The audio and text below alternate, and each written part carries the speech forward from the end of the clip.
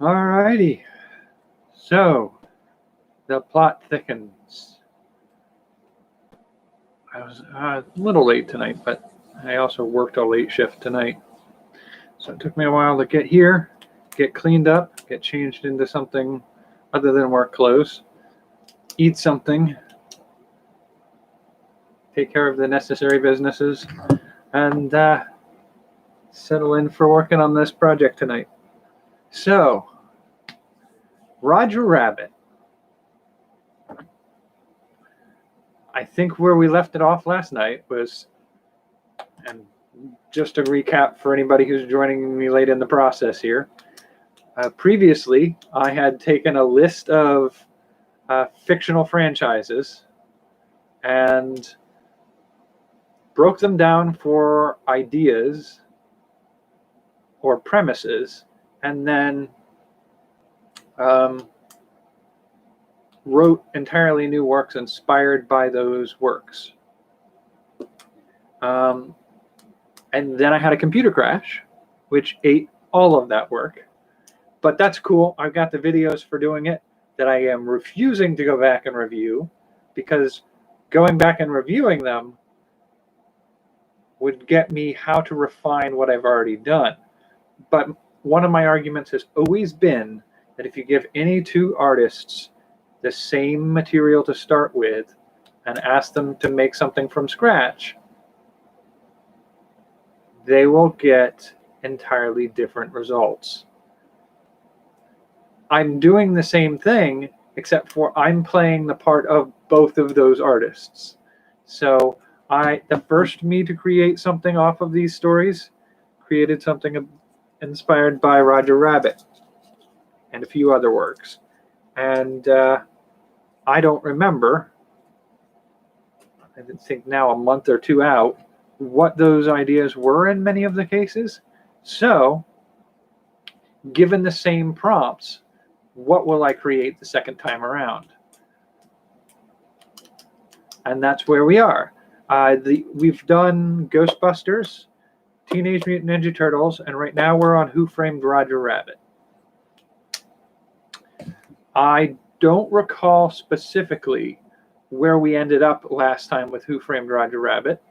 I do recall that we did explore the idea of doing video games, and we pushed that aside because there were some things sort of like that already. Not that that's a detractor. Now, with that in mind, I started last night brainstorming and basically came up with the idea of, like, something I don't think I've seen before is tabletop games. Monopoly, Chutes and Ladders, chess, checkers, backgammon,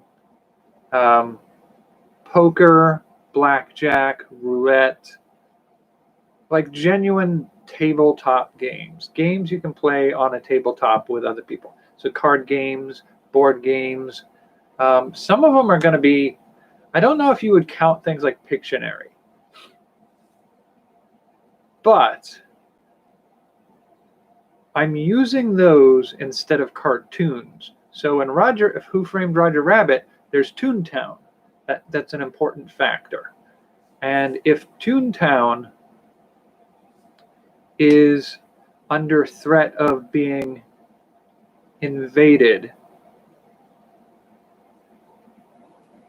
or no, Toontown was in threat of being owned or bought by a company that was going to pave over it with the freeway. And the Toons that lived in Toontown were cartoons that existed in the real world. But Toontown was their own little environment where Toon things happen. So, with this premise, what would I replace Toontown with and the cartoons with? And I went with board games, because I don't think anybody's really explored that yet. Now, the idea of board games being the idea of a fictional land being taken over for the purposes of making a freeway or a housing complex or something like that, it's a little too cliche. But I think also where I ended up wanting to go with this was we have the idea of a Roger Rabbit style character who's framed for a murder. The murder is somebody who's a linchpin in the plan to take over Toontown. In my story, I'm departing a little bit from some of that. Instead of necessarily being a murder, I set it up so that I'm doing a little something Roger Rabbit never did, explaining what it is that makes this alternative land real. And in this case, it's going a little bit Neverland with it, where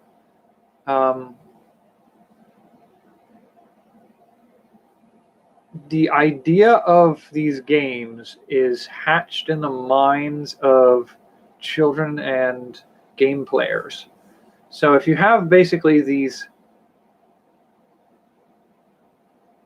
if somebody invents a board game, like say I invent a board game that's a cyberpunk board game themed around hacking access to corporations and controlling them, say let's call it Haccess Granted.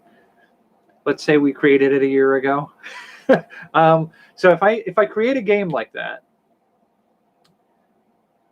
I'm inclined to say, for the sake of this story, that game is half discovered and half created. So it's sort of like the mind of its creator is uncovering a thing that exists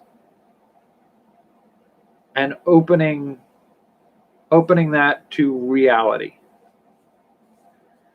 But for a thing to persist past the point of its creator, they have to have some sort of mechanism that preserves their environment.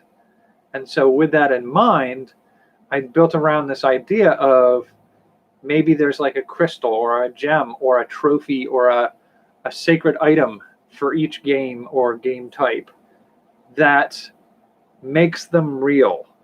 So they're imbued with the memories of the people who have played and enjoyed those games. And each game potentially has its own version of that item in its land. So Monopoly has Monopoly Land, and Monopoly Land has a feature that when you win the game or something like that, some feature of the game, maybe it's the boot or the thimble. I don't know what it is in this case, but each game has an item that makes it the key for that game being real. So if every game has one of those things, I'm imagining that the Roger Rabbit character is a game world character who was in the midst of gaming in another world with a partner and managed to escape before that game world popped out of existence. And so their partner, is apparently lost. But worse than that, the Roger Rabbit character is framed for having been the reason that world disappeared. And so now everybody's out to get him and try to get that thing back, to try to restore that lost world. But it wasn't the Roger Rabbit character who did it.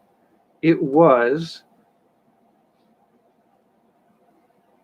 not an individual, but a group, and that group is the major arcana of the tarot deck. And so it becomes a race to protect. First, there's protect the other sacred objects that make games real. 2, to find who did it. 3, to stop them from doing any more. 4, uncover why they did it. And 5, stop that from happening or fix it when it does happen. So in this case, the villains are the major arcana of the tarot deck, and they stole the thing at the center of another game and are using that to see if they can turn other things real, other fictional properties real. So in this case, it might be taking that item and imbuing it with energies to turn Superman real or something like that. And that sort of hurried race to uncover who did it and why they did it, and to protect the Roger Rabbit character. I haven't decided what game I want to do. I think the thing I want to make important in this setup is that the worlds you go into, say you go into Chutes and Ladders world, you're not automatically playing Chutes and Ladders. Chutes and Ladders world may be a world with lots of places you can wander around that has slides and ladders in certain places if you wanted to compete against other characters. So if you wanted to compete, you would have to go to the starting location and get into a game. And then when you're playing in that game, the world abides by the rules of that game. But if you're just visiting the world, it's a very fictional kind of Alice in Wonderland experience. And part of that is kind of having a little bit of fun with the fact that the worlds that these games are made in don't always have to make super amounts of sense. So Candyland, there's a whole world made out of candy. I'm debating whether or not I want to include any like super recent games, or if I'm sticking to classics that have been around long enough that they have a wealth of memories and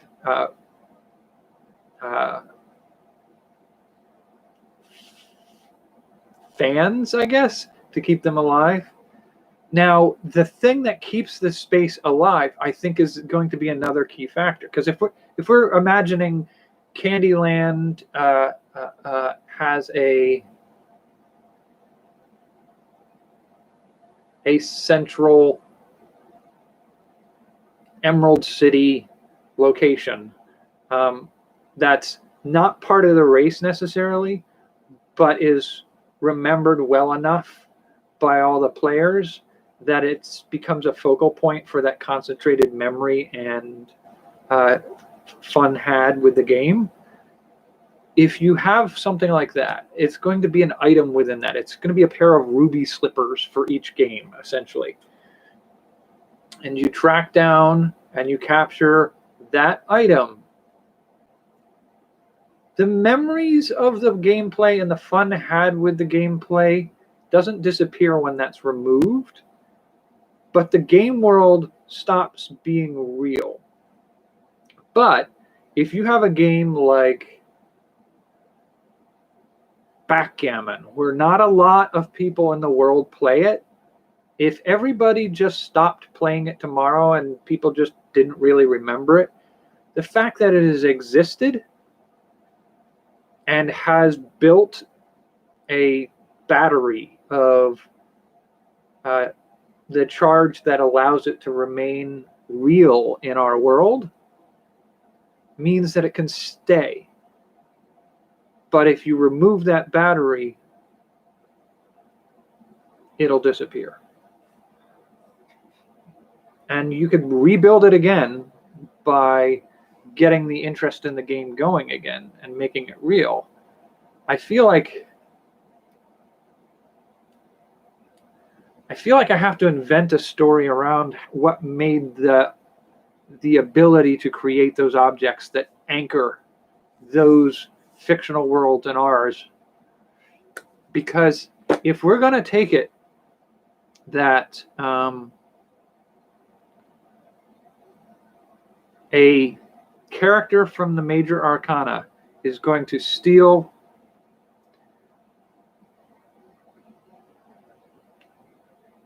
the magic dice from backgammon, and backgammon will disappear,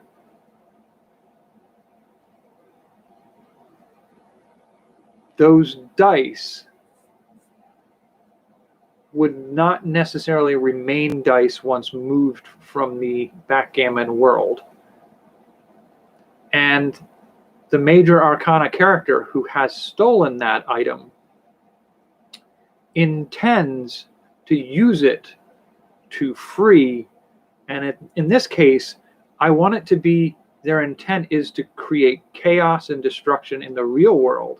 So what they're likely to do is see if they can bring in something dangerous from a world, like King Kong from a movie, and make King Kong real.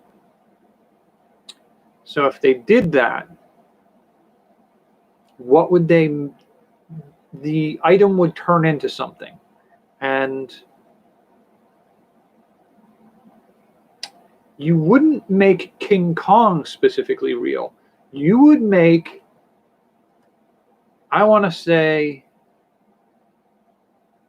like a light bulb from the top of the Empire State Building that King Kong climbs. That light is what makes that fictional environment real and adds it to the environments that are made real by the other token items. I think that's another thing I wanted to do, was not just make it Toontown.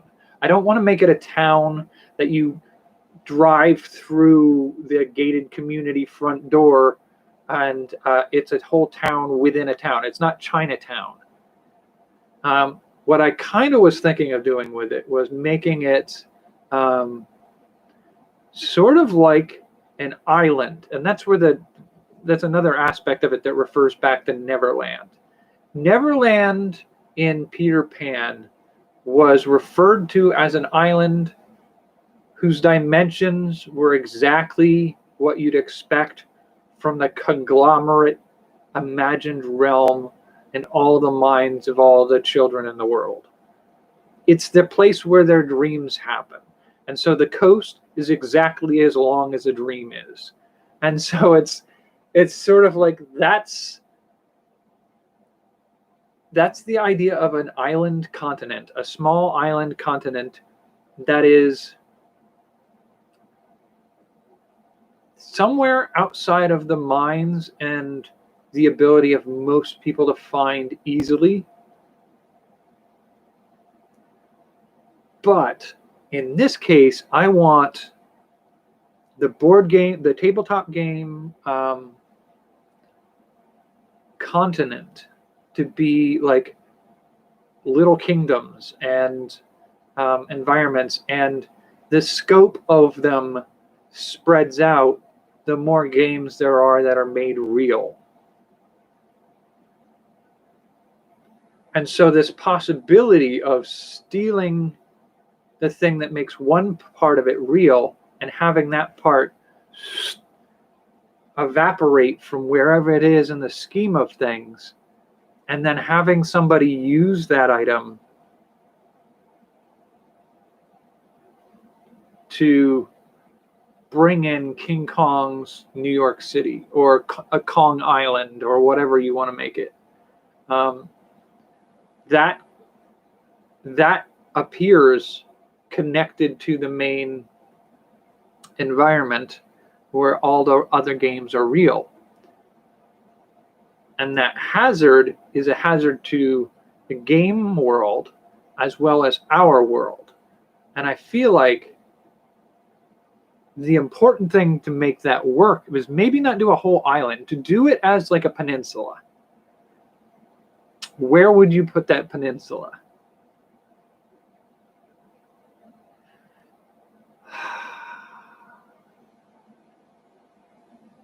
Where would you put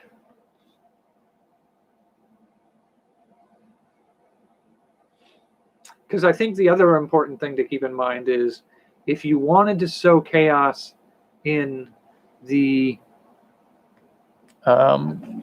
game worlds, you could have it be an island continent without any connection to the mainland. But if you wanted to sow chaos in the mainland, the main world, then you have to also make these things real off the coast of, or connected to the United States, or the country that this takes place in. But I feel like when you do that, if you do a peninsula, you have a border between game world and our world.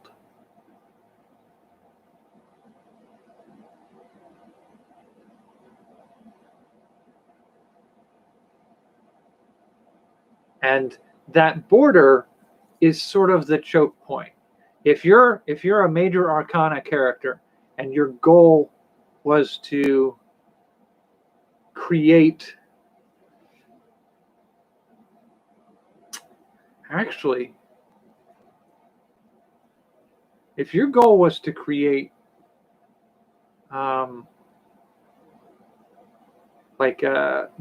the Living Dead, or Night of the Living Dead, make it real, you would take the stone, the gem, the token, the charm that makes a place real into the heart of a country, like where it can't be shut out, and then you just set a thing free. It's like dropping a nuke in the middle of a country, because like once it's open, once it's there, there's no undoing it. You have to get into that place that's been created in the middle of your area. Like I could almost imagine it being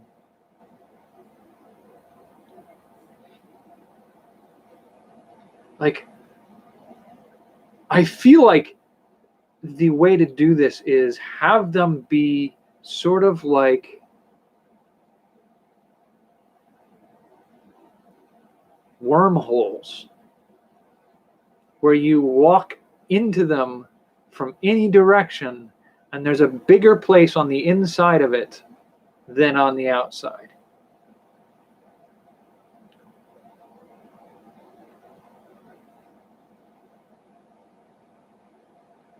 Yeah, I feel like that would be an interesting approach to do, because if you set it up that you have an island nation or an island region or an island continent that is the game world,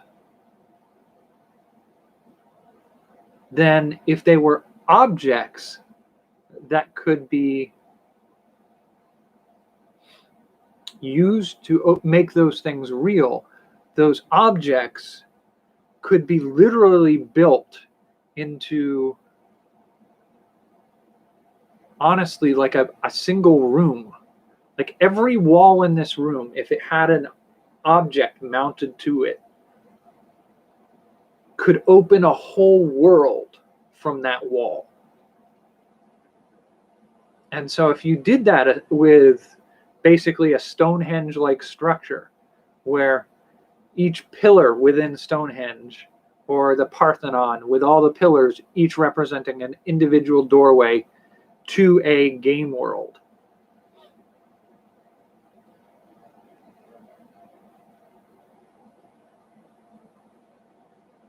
then you could easily have a small space in the middle of the Atlantic Ocean or the Pacific Ocean that you could take a ship to or take a plane to, and when you cross over the threshold into Monopoly Land, like the edges of the world are all of the games, and the center of the world is all of the games.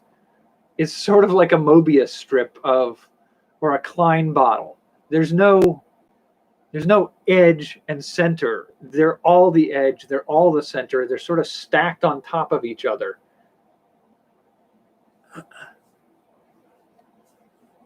And taking one of them, making it unreal, and taking the object you took from there, and setting it off in the middle of a country would be amazingly devastating. I feel like if we made this continent a real thing that you could approach, and we have to figure out how we can choose where you go first. What world do you enter? And on any given world, Monopoly world, backgammon world, chess world, poker world, they have to also be all neighbored by all the other games. So there has to be a way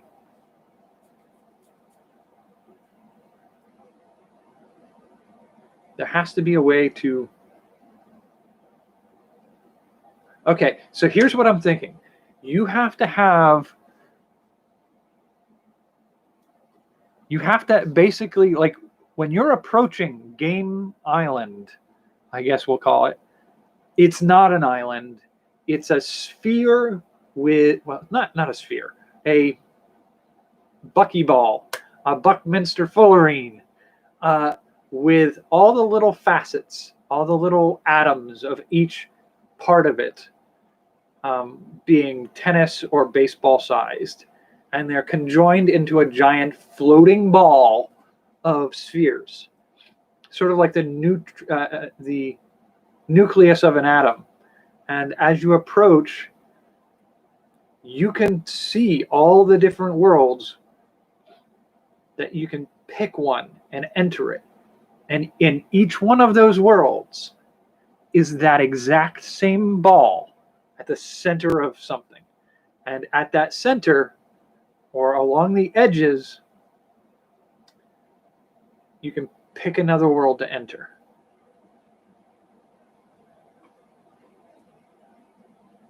So there is no border. There is no,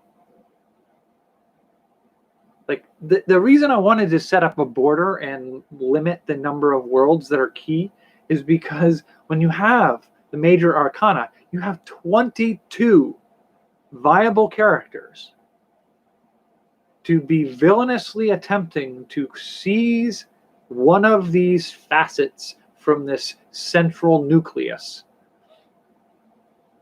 make the world it belonged to disappear, and use it to go set off on another continent, a new world, inspired by something chaotic and potentially destructive. Now, I say chaotic and potentially destructive, but when you think about it, a tarot deck is a deck of cards that each card has meanings and implications. And the major arcana contains characters like the Hanged Man, and that's usually hung by his foot, And you have the Fool, and you have the Lovers, and things like that. Each card representing some kind of aspect of your life. And so those characters maybe don't want to destroy Cincinnati or something like that. Maybe they want to rule over a new land with some of their interests being forced out onto the world around it, and making it happen on a continent, in a city, won't destroy the city, but will make a city within a city, or a land within a land. And because they're in a city location, what's in that land that they create, be it heroes or villains or monsters or whatnot, can easily travel outside of the land they've created and use that as sort of like a way to get out and interact with the greater world. I think that's where we're going with this. And so part of the story is the detective character. So you have the Roger Rabbit character, who's framed for causing the first problem to happen. And because their partner disappeared with the world that disappeared, they need a partner to help them. And that partner is going to be a kid or a person or somebody, a detective, or somebody maybe they have some connection to, somebody who used to play games but doesn't anymore. And they kind of rope that person into being an assistant, a help to fixing this problem. And that journey is about uncovering who's involved, so the major arcana, and what their plan is, and fixing when they set something off if they can't stop it.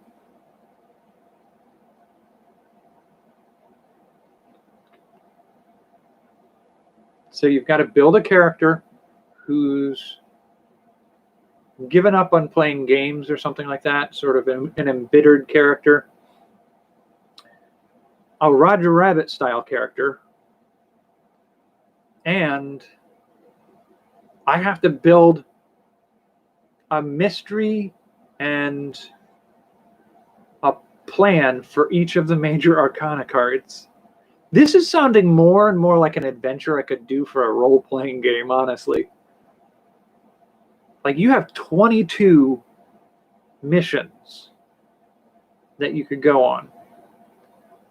And your goal is to stop each of the major arcana cards from realizing their intents. And if they make a world real, you have to solve the problems that creates. And then I kind of like, this could be a choose your own adventure book, I think probably would be a better way to do it. Or a choose your own adventure serial series. And once a world has been created, you have to ask yourself the question of whether or not you have the right to destroy a world because it's problematic, or if there's another solution. Like, theoretically, if each one of these little spheres opens up a world, could you just not relocate that sphere? Just move it?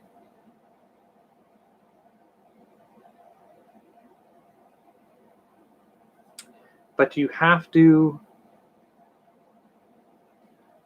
enter that world to find the sphere at the center of it.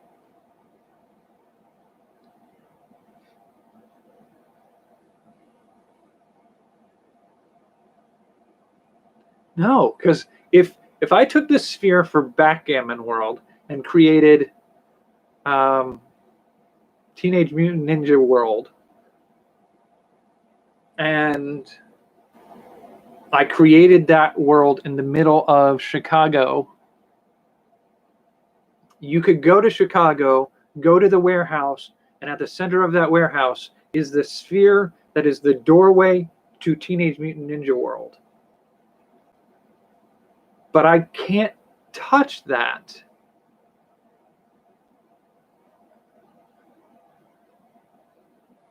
without entering that world. And once I enter that world, I have to go to wherever, I have to find wherever the sphere at the center of that world is, grab that and take it. That would be the doorway out, wouldn't it? Yeah. That would be if you get it at the center of the world and to enter the world, then you have the ability to move it. But if you move it from where you created it, does it destroy the world?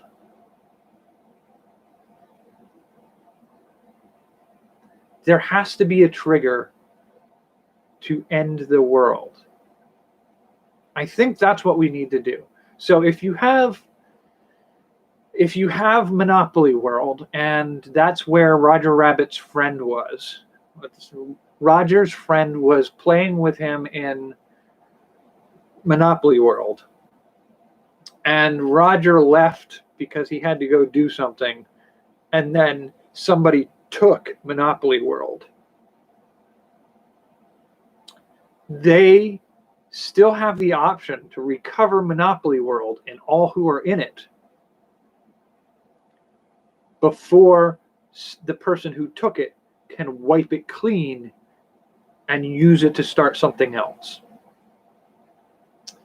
The question is, if you use Monopoly World to create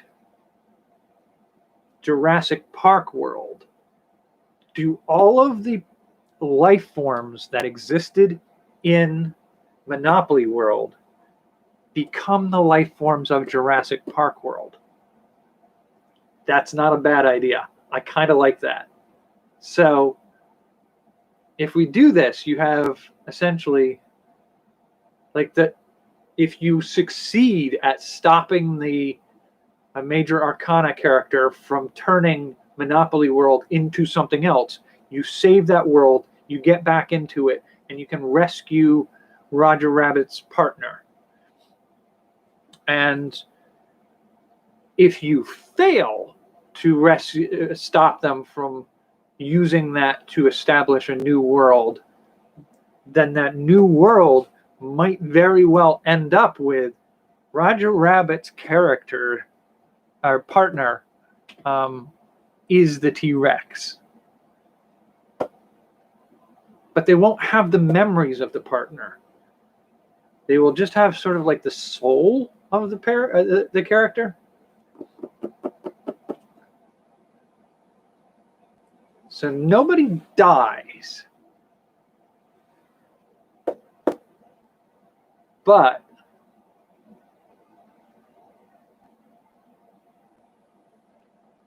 you do have the question of whether or not you have the right to... Well, that's a trick, because I want it to be a moral dilemma as to whether or not you convert the world back.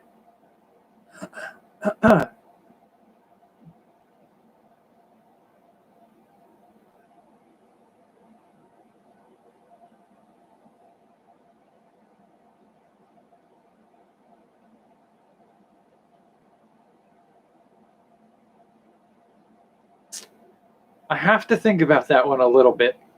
I also had the weird thought of the idea of consequences of entering a game world or a fictional universe of some other kind is you are bound by the rules of that world. So in our world, being bitten by a radioactive spider won't turn you into a superhero. But if you enter Spider-Man's world, you could end up with superpowers. And then once you leave that world, you still have those superpowers. By the same token, if you go into the chess world and you play as a pawn, and at some point you move to the other side of the field, you can be converted to a queen. And if you become a queen at that point and you leave the game world, and then the game world is destroyed, you are still a queen. But if you are in a game world and the game world is turned into a movie world, you will be converted to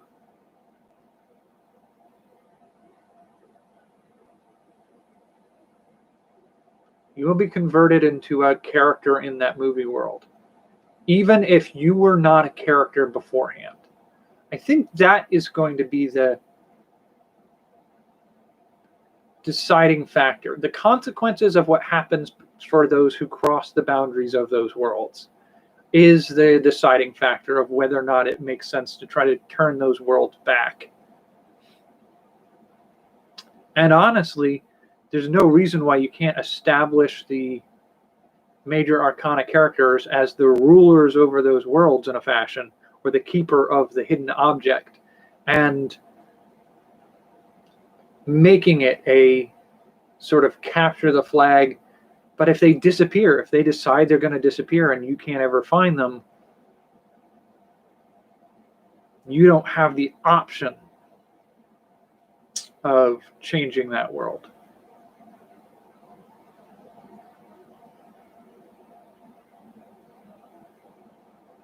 Huh. All right, so it's 42 minutes in. I should probably call it for tonight. I think tomorrow night we're going to explore a new story idea, and I will play with this one in the background and see what I can do with it as we go forward. I kind of like this idea. It sounds like a fun story. I don't know how easily it'll convert to a choose your own adventure style, and I'm not entirely sure if it would play well as a role-playing game, but I'll think on it a little bit. So until next time, take care and have a good night. I got too many keyboards in front of me. Which one am I working with?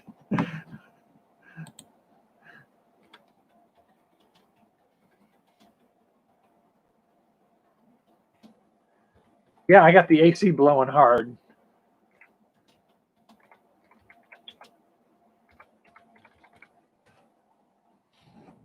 It's been brutal today.